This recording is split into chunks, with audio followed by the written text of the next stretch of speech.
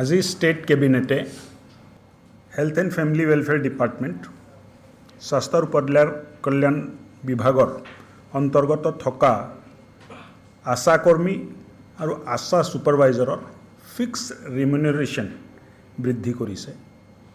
আগত আশা কৰ্মীয়ে ৩,০০০ টকা পাইছিলে, ১,০০০ টকা বৃদ্ধি অৰ্থাৎ ৩,০০০ টকাৰ পৰা ৪,০০০ টকালৈ বৃদ্ধি হ'ব ১ অক্টোবৰ ২০২৫ পৰা এইটো আৰম্ভ হ'ব।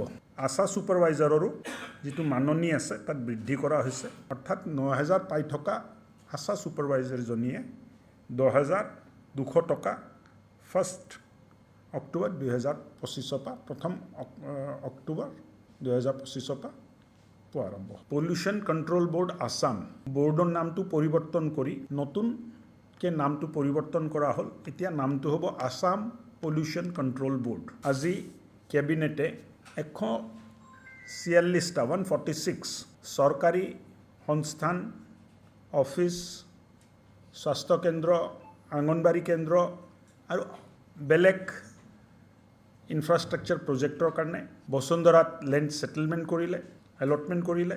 শোণিতপুৰত 108টা প্ৰস্তাৱ আৰু গোলাঘাটত 38টা প্ৰস্তাৱ আজি স্বীকৃতিপ্ৰাপ্ত হ'ল। ষ্টেট কেবিনেটে আজি 111টা নন ইণ্ডিভিজুৱেল, ব্যক্তিগত নহয় কিন্তু জুৰিডিচিয়েল আইডেণ্টিটিজ, যেনেকৈ শিক্ষানুষ্ঠান, ধৰ্মীয় অনুষ্ঠান, ছ'চিঅ'